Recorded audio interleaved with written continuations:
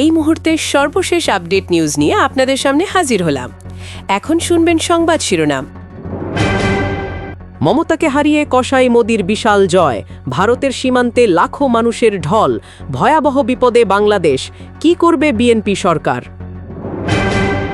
আরও জানাবো, চট্টগ্রামে 5 ব্যাংকের শাখায় তালা ঝুলালেন আমানতকারীরা। আপনারা দেখছেন লাইভ নিউজ বাংলা। এতক্ষণ দেখছিলেন সংবাদ শিরোনাম, এখন দেখুন বিস্তারিত। ঘড়ির কাঁটা থেমে গেছে এমনটাই মনে হচ্ছে এখনকার পশ্চিমবঙ্গের রাজনীতিতে। যা হয়েছে তা শুধু রাজ্যের মানচিত্র নয়, পুরো দক্ষিণ এশিয়ার ভূ রাজনীতিকে কাঁপিয়ে দিয়েছে।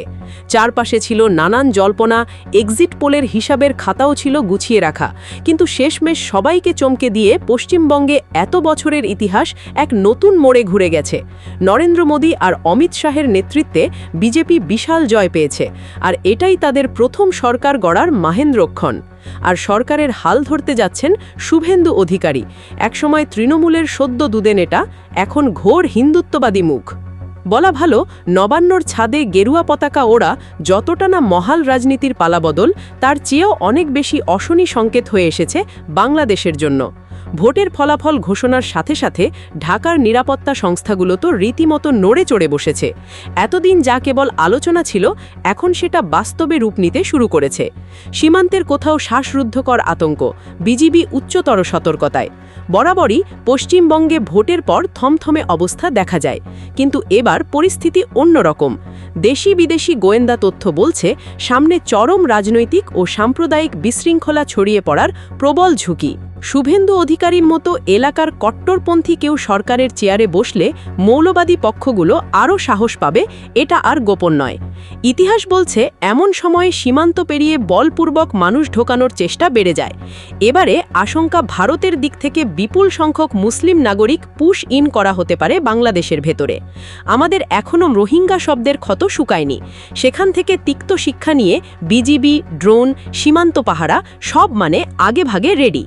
বাংলাদেশ জানে, লাখ লাখ মানুষের ঢল নামলে অর্থনীতি, সামাজিক ভারসাম্য সব কিছু ছারখার হয়ে যাবে। পশ্চিমবঙ্গে বিজেপির উত্থান মানে বাংলাদেশের জন্য ভয়াবহ সংকেত। অনেক পর্যবেক্ষক মনে করেন, বিজেপি সরকার গঠন করেই নাগরিক তালিকা বা এনআরসি সংশোধন প্রক্রিয়া শুরু করবে। এই যাচাই বাছাই এমনভাবে সাজানো যাতে দক্ষিণ ও উত্তরবঙ্গের লাখো মুসলিম নাগরিককে অনুপ্রবেশকারী হিসেবে ঘোষণা দেওয়া যায়।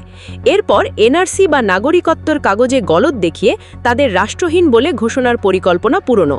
যেমন আসামে হয়েছিল, তেমন পশ্চিমবঙ্গেও ডিটেনশন ক্যাম্প গড়ে উঠতে পারে। তাতে নতুন কিছুই নেই, কিন্তু ভয়টা অন্য জায়গায়। সামরিক প্রশাসনিক চাপে পড়া সেই বিশাল জনগোষ্ঠীকে যদি বাংলাদেশের দিকে ঠেলে পাঠানো হয়, তখন কি? মানে যুদ্ধের বন্দুক ছাড়াই জনমিতিক আগ্রাসন বা ডেমোগ্রাফিক ওয়ারফেয়ার ছাড়বে বিজেপি। এই ধরনের মানবিক বিপর্যয়ে বাংলাদেশের মাটিতে আছড়ে পড়লে ধরেই নিতে হবে, অর্থনীতির মেরুদণ্ড ভেঙে পড়বে। বাজেটের বিশাল অংশ রিফিউজি সংকটে যাবে, জাতীয় নিরাপত্তা গুহামুখে চলে যাবে। দুই প্রতিবেশী রাজ্যের রাজনৈতিক পালাবদল ঢাকার কূটনৈতিক অবস্থানকেও তলানিতে ঠেলে দেবে। তখন ভারতের সাথে পানি, বাণিজ্য কিংবা প্রতিরক্ষা নিয়ে দরকষাকষি তো দূর, পুরো রাষ্ট্রযন্ত্রের এনার্জি খরচ হবে এই আগন্তুক স্রোত সামলাতে। সবচেয়ে বড় চ্যালেঞ্জ, বাংলাদেশের জাতীয় নিরাপত্তার ওপর এর স্থায়ী আঘাত। সংকট এখানেই শেষ নয়। বাজেটের সিংহভাগ সীমান্ত পাহারা, শরণার্থীদের সেবা, মানবিক সহায়তা ও প্রশাসনিক নজরদারিতে চলে গেলে দেশের প্রতিরক্ষা খাতে লাগানো রূপরেখা সবকিছু থমকে যাবে। এই চাপের মধ্যে বাংলাদেশ কিভাবে টিকে থাকবে, এই প্রশ্নটাই আজ সবচেয়ে বড় বাস্তবতা। বাস্তবে এগুলো কেবল আশঙ্কা নয়, বরং অতীত আর রাজনীতির অভিজ্ঞতা থেকে জন্ম নেওয়া কঠিন সত্যি। একটা স্বাধীন দেশের সামরিক শক্তি গড়ে তোলার স্বপ্ন, ফোর্সেস গোলের মতো বিশাল কর্মপরিকল্পনা, এসব টেনে নেওয়ার সামর্থ্য বাংলাদেশের কাছে থাকছে না।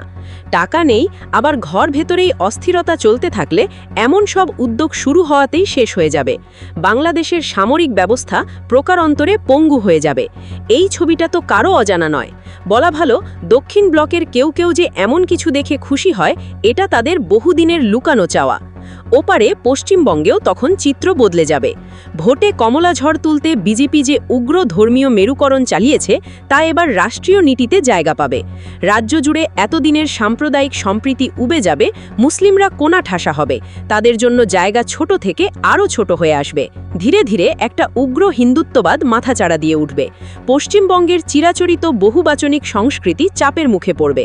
সংখ্যালঘুরা ধর্মচর্চার স্বাধীনতাও হারাবে। এমনকি অতীতে যেসব সরকারি সহায়তা ছিল সেগুলো মুসলিম তোষণের প্রকল্প বলে ছেঁটে ফেলা হবে। মুসলিমরা তখন অর্থনৈতিকভাবে কাঁধে কাঁধে ঠেকবে। তাদের স্বাভাবিক জীবনও টালমাটাল হবে। আয়, রোজগার, শিক্ষা, সামাজিক নিরাপত্তা সব হুমকির মুখে পড়বে। এখানেই শেষ নয়, তীব্র প্রতিহিংসা শুরু হবে। প্রশাসনিক শক্তি আর কেন্দ্রীয় সংস্থা যেমন সিবিআই আর ইডি ব্যবহার করে বিরোধী কণ্ঠ রোধ করা হবে। কেউ যেন বিজেপির হিন্দুত্ববাদী প্রভাবের বিরুদ্ধে মুখ না খোলে সেই চেষ্টায় নিরন্তর থাকবে সরকার। অনেকটা শেখ হাসিনা যে কৌশলে বাংলাদেশ চালিয়েছেন তার মতো। রাজনৈতিক ও আদর্শগত ভিন্নতার কারণে বাংলাদেশ আর পশ্চিমবঙ্গ সরকারের সম্পর্কেও চরম বৈরিতা আসবে। দিল্লির নানা সময়ে বাংলাদেশ নিয়ে খোঁচা, অনুপ্রবেশ রোধ করার হুমকি এবার তাতে নতুন মাত্রা যুক্ত হবে। সীমান্ত কড়কড়ি বাড়বে, সহজ যাতায়াত আর ব্যবসাও ধাক্কা খাবে। আর নতুন করে জট তৈরি হবে তিস্তা নদীর পানি বণ্টন নিয়ে। এতদিন বলা হতো মমতা বন্দ্যোপাধ্যায়ের দল চুক্তি আটকে রেখেছে, কিন্তু বিজেপিই হোক টিএমসিই হোক এক সভায় বসে চুক্তির রাস্তা খোলার সম্ভাবনা খুবই ক্ষীণ। বরং পানি নিয়ে টানাপড়েন আরও বাড়বে। দিল্লির কাছে এটা বাংলাদেশকে চাপে রাখার বড় ধরনের কৌশল হতে পারে। এইসব পরমমুত সীমান্তে উত্তেজনা আর পুশ ইনের ভয় বাংলাদেশের সমাজেও ছড়াবে। ভারত বিরোধী মনোভাব বাড়বে। দেশে যে কোনো সময় সাম্প্রদায়িক অস্থিরতা, সংঘাত লেগে যেতে পারে। ভারতের ভিতরে এই উগ্র বিভাজন আসলে বাংলাদেশের জন্য বড়সড় অস্বস্তি নিয়ে আসবে।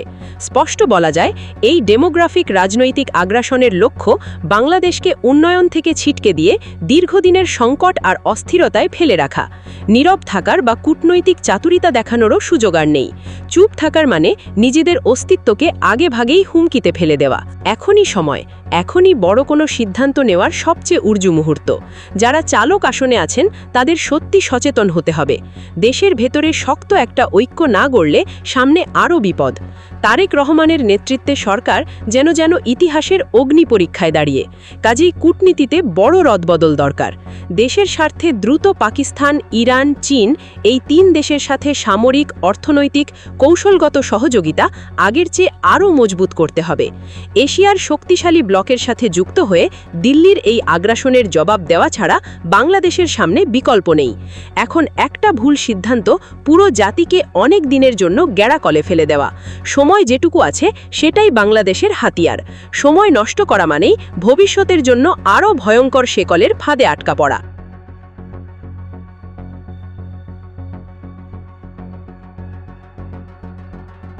সবার আগে সর্বশেষ আপডেট নিউজ দেখতে সাবস্ক্রাইব করে আমাদের চ্যানেলের সাথেই থাকুন।